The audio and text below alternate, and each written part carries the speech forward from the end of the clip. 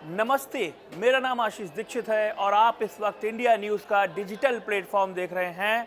मेरे साथ पाकिस्तान से भारत की एक शुभचिंतक जुड़ चुकी हैं जिनका नाम आरजू काज़मी है। उनको इंडिया में बहुत सारे लोग जानते हैं और जानते हैं कि वो पाकिस्तान में बैठकर कैसे पाकिस्तान को ही ट्रोल करती हैं।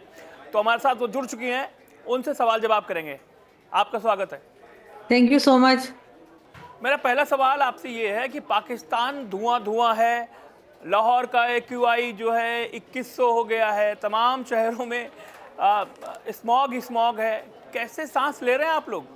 जी बिल्कुल, सबसे पहले मैं आपको ये बता दूं कि मैं एंटी पाकिस्तान ट्वीट्स नहीं करती हूँ। मैं जो पाकिस्तान में हो रहा होता है वो ट्वीट्स करती हूँ। अब अगर किसी को एंटी लगती है तो मैं उसमें कुछ कह नहीं सकती, लेकिन क्योंकि एज ए जर्नलिस्ट मुझे जो फैक्ट्स होते हैं वही सामने रखने होते हैं। इस वक्त पाकिस्तान की हालत जो है वो इकोनॉमी को लेके कहिए या क्लाइमेट को लेके कहिए बहुत खराब है। और ना सिर्फ लाहौर बल्कि कई दूसरी सिटीज जो हैं वहां पर भी लोगों का हाल खराब है और कई लोग हॉस्पिटल्स तक पहुंच गए। लेकिन नवाज शरीफ साहब और चीफ मिनिस्टर पंजाब मरियम नवाज जो है वो इस वक्त स्विट्जरलैंड में घूम रहे हैं। और इसीलिए मैंने वो ट्वीट भी लगाई थी, और जिसे देख के डेफिनेटली बहुत से लोगों को अफसोस भी हुआ होगा कि हमारी गवर्नमेंट को जरा सा भी एहसास नहीं है कि इस वक्त उन्हें यहाँ होना चाहिए था। वो अपनी क्लाइमेट चेंज करने के लिए खुद तो वहां पहुंच गए हैं स्विट्जरलैंड, लेकिन पब्लिक के लिए कुछ नहीं किया जा रहा।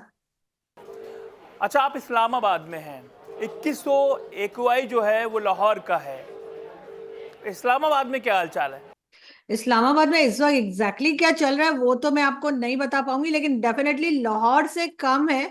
मगर यहाँ पर भी अब हाल जो है लोगों का ना सिर्फ इस्लामाबाद बल्कि यूं कहिए कि केपीके जो है वहां तक, यानी खैबर पख्तूनख्वा तक जो है वो ये प्रॉब्लम शुरू हो चुकी है।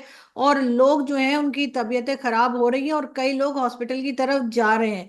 कई जगह पर जो डॉक्टर्स वगैरह हैं उनको भी अलर्ट रहने के लिए कहा गया है। और लाहौर का हाल तो वैसे ही है जैसे आपके दिल्ली का, ऑलमोस्ट वही हाल है। और यहाँ पे तो जबकि कोई दिवाली भी नहीं मनाई गई है कि हम कहें कि जी क्रैकर्स की वजह से ऐसा हो गया है।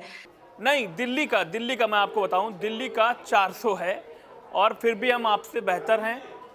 और आप तो हमसे 400-500 गुना ज़्यादा धुएं में जी रहे हैं।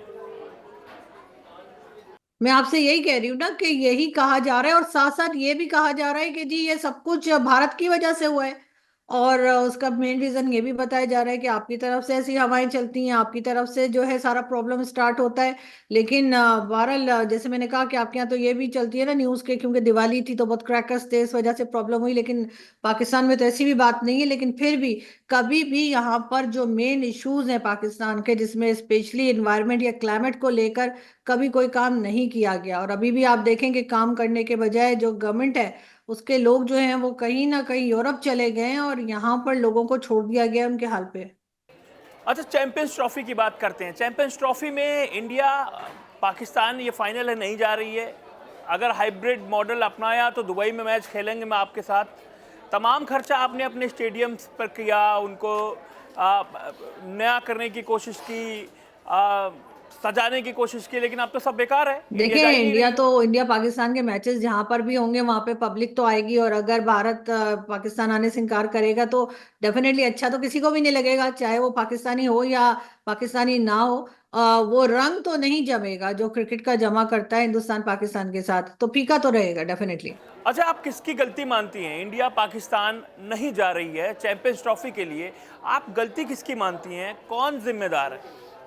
मुझे लगता है कि पाकिस्तान की गलती है, और उसका रीजन यही है कि हमारे यहाँ जो इश्यूज रहे, जो शिकायतें रही भारत को हमारे साथ लेकर, हमने उसके ऊपर सीरियसली काम नहीं किया जो हमें करना चाहिए था। और उसी का रिजल्ट है कि अब हमारे यहाँ जो है भारत की क्रिकेट टीम आने से इनकार कर रही है। ये और बात है कि बाकी टीम्स बाकी स्पोर्ट्स जो हैं वो वैसे ही चल रहे हैं और उसी तरीके से भारत से लोग आ रहे हैं। लेकिन क्रिकेट क्योंकि एक बहुत बड़ा इवेंट होता है तो शायद इसलिए भारत अपना एक तरह का प्रोटेस्ट कह लीजिए या जो भी वो रिकॉर्ड कराने के लिए पाकिस्तान आने से इनकारी है। और इस पे पाकिस्तान को अपने ऊपर मजीद काम करना पड़ेगा कि हम भारत को यकीन दिला सकें कि हमारे से जो कुछ पहले होता रहा है, जो गलतियां होती रही हैं वो फ्यूचर में नहीं होंगी। देखिए, पाकिस्तान में आए दिन धमाके होते हैं। अभी क्वेटा में धमाका हुआ। अब ऐसे मुल्क में मैच खेलना खिलाड़ियों के लिए बड़ा चिंता का विषय है। कैसे खेल पाएंगे भाई ऐसे मैच? देखिए मैच जो है वो तो जाहिर है कि कोयटा में या बलूचिस्तान में नहीं है, और इस किस्म की जो अटैक्स चल रहे हैं उसके ऊपर तो जो एजेंसीज हैं और जो आर्मी है या रेंजर्स हैं, जो भी सिक्योरिटी फोर्सेज हैं, उनको काम करना चाहिए, चाहे मैच हो या मैच ना हो।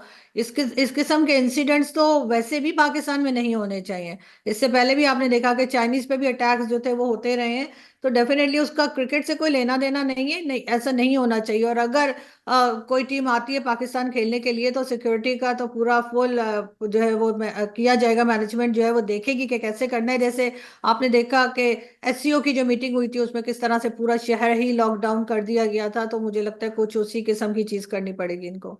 अच्छा, ट्रंप बाहर आ गए हैं, क्या इमरान बाहर आएंगे? क्या ट्रंप आ गए हैं तो जेल के ताले टूटेंगे, इमरान खान छूटेंगे? मुझे लगता नहीं कि ट्रम्प जो है वो आते ही इमरान खान को बाहर ले आएंगे, ऐसा इमरान खान के लोगों का कहना है। लेकिन अभी तक अमेरिका की तरफ से कोई ऐसा स्टेटमेंट आया नहीं है कि वो इमरान खान को बाहर ले आएंगे। इतना आसान नहीं होगा, मुझे नहीं लगता कि इमरान खान इतने इंपॉर्टेंट है कि अमेरिकन प्रेसिडेंट उनके लिए आ जाएंगे। अच्छा, ये बताइए, क्या वाकई में पाकिस्तान में ट्विटर बैन है? सोशल मीडिया साइट कोई भी नहीं चल रही है ट्विटर तो बैन ये? है और अब वीपीएन भी बैन करने जा रहे हैं। अच्छा, वीपीएन। लेकिन बधाई बधाई कैसे दे दी? शहबाज ने ट्रंप साहब को बधाई दे दी, जब ट्विटर बैन है तो कैसे बधाई दे दी? अपने लिए तो ये नहीं है ना बैन, ये आम पब्लिक के लिए बैन कर रखा है ताकि कोई कुछ लिख सके ना पढ़ सके। और बाकी गवर्नमेंट जो है वो अपने लिए तो उसने वीपीएन वगैरह यूज करके, और कौन सा वीपीएन है पता नहीं, हम सब भी प्राइम मिनिस्टर से यही पता करने की कोशिश कर रहे हैं कि आखिर कौन सा वीपीएन उन्होंने इस्तेमाल किया था ताकि आम पब्लिक भी वही यूज कर सके। तमाम मीडिया चैनल्स हम देखते हैं, आप भी ट्विटर चलाती हैं, आप कैसे ट्विटर चलाती हैं? वीपीएन से। मैं भी वीपीएन लगाती हूँ कुछ देर के लिए और फिर ट्वीट कर लेती हूँ, और वीपीएन लगाती हूँ, ट्विटर चेक कर लेती हूँ।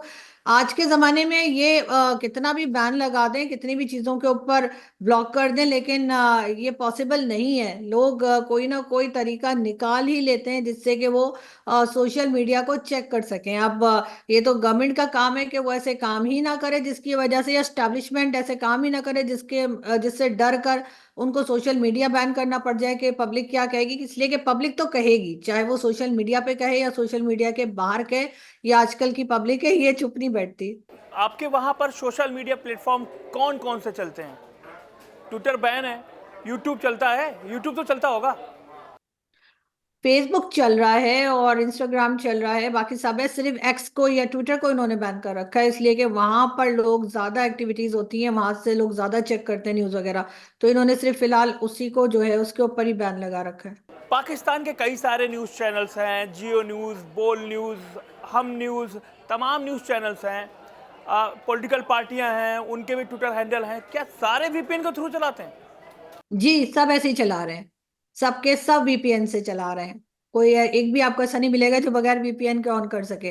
पहले इन्होंने कहा था कि ये इसके ऊपर से बैन हटा देंगे, लेकिन हटाया नहीं। अब तो ये भी सुनने में आ रहा है कि वीपीएन को भी रोकने की कोशिश की जा रही है, और गवर्नमेंट जो है वो कुछ वीपीएन के अलावा जो रजिस्टर्ड होंगे उसके अलावा सारे वीपीएन जो है वो रोक देगी।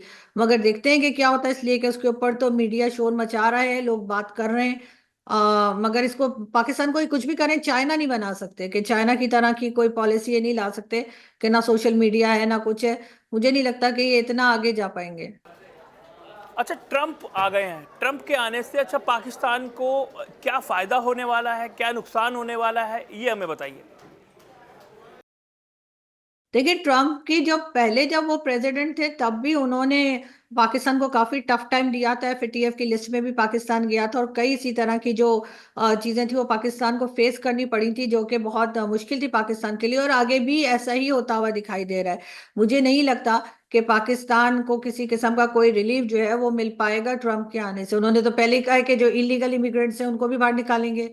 सॉरी, और साथ साथ जो अगर पाकिस्तान के साथ किसी भी किस्म का, जो पहले भी उन्होंने किया था कि एलिगेशन जो थी जिसकी वजह से एफएटीएफ में गए थे, अगर दोबारा उन्होंने उस किस्म की कोई चीज नोटिस की तो पाकिस्तान को फिर मुश्किल देखनी पड़ सकती है। इसलिए ट्रम्प के आने को यहाँ पर कोई खास सेलिब्रेट नहीं किया जा रहा। आर्मी चीफ मुनीर साहब हैं, वो अभी सऊदी अरब गए, इधर उनका 2 साल का टेन्योर भी बढ़ा दिया गया, एक्सटेंशन मिल गया उनको।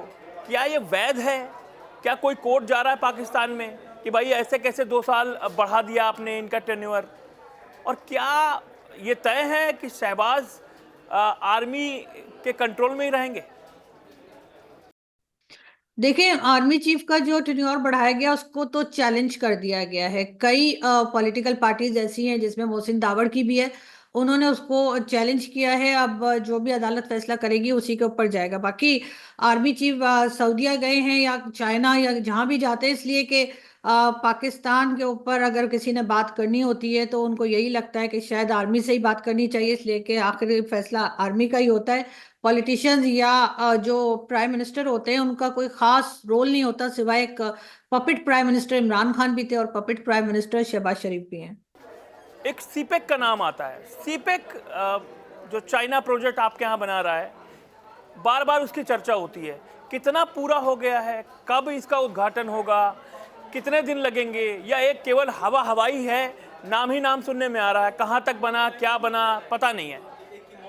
देखिए, अभी तक तो उसमें कुछ खास काम होता हुआ दिखाई दिया नहीं है। हमें 10 साल हो गए, बल्कि अब तो 11 साल होने वाले होंगे, लेकिन सी पैक के ऊपर कुछ खास हमें कुछ दिखा नहीं। जो हमें कहा गया था कि बिल्कुल दुबई बना देंगे या पता नहीं न्यूयॉर्क बना देंगे, कौन सी कंट्री ऐसी थी जो इन्होंने बताई थी कि ऐसा कर देंगे, लेकिन ऐसा कुछ दिखाई नहीं दिया। जो वहाँ के लोकल्स हैं वो भी नाराज हैं, और क्योंकि जाहिर है कि उनकी जमीन और वो सब चीजें लेकर उसके ऊपर काम हो रहा है, तो या काम करने की कोशिश हो रही है। अभी तक कुछ होता हुआ या कोई एक सेक्शन भी ऐसा दिखाया नहीं गया है गवर्नमेंट की तरफ से, और ना ही बताया गया, ना ही इंटरनेट पे अवेलेबल है जिससे हम आपको ये बता सकें कि कितनी इन्वेस्टमेंट हो गई है, क्या बन गया है, क्या बनने जा रहा है, और उससे पाकिस्तान को क्या फायदा होगा। ये चीज आपको कहीं भी नहीं दिखेगी, ना चाइना बता रहा है और ना ही पाकिस्तान की अथॉरिटीज कुछ बता रही हैं। कश्मीर की बात करते हैं। हुर्रियत नेता हैं अब्दुल गनी भट्ट, उनका एक कबूलनामा आया है और उसमें वो कह रहे हैं कि उन्होंने 35 साल बर्बाद कर दिए, गलत रास्ते पर थे, अंधेरे में थे, उनको कोई दिशा दिखाने वाला नहीं था।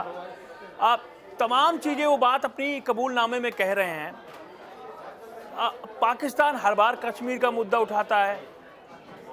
हकीकत तो अब समझ में आ गई ना कि वो साफ साफ कह रहे हैं कि पाकिस्तान उनको हर बार धोखा देता है और हर बार उन्होंने उस पर भरोसा किया, हर बार धोखा खाया। अब उनको इस बुढ़ापे में उनको अकल आई है। देखिए, ये तो हम हमेशा से कहते हैं, जो पाकिस्तान के पास जो कश्मीर का हिस्सा है, पाकिस्तान को उसकी तरफ देखना चाहिए। इवन आज आपके शो से पहले भी टीवी चैनल पे जो जियो टीवी है उसके ऊपर एक पीएमएलएन के मेंबर बैठे हुए थे और वो कह रहे थे कि जी हमें कश्मीर वालों का साथ देना चाहिए। तो मैं अगर वहाँ होती मैं उनसे ये सवाल करती, कौन सा कश्मीर? इसलिए कि जो पाकिस्तान के पास कश्मीर है, सबसे पहले तो उनका साथ देना चाहिए, उनको सारी चीजें प्रोवाइड करनी चाहिए जिसके जिसके वो हकदार हैं और जिसके लिए वो प्रोटेस्ट करते रहते हैं।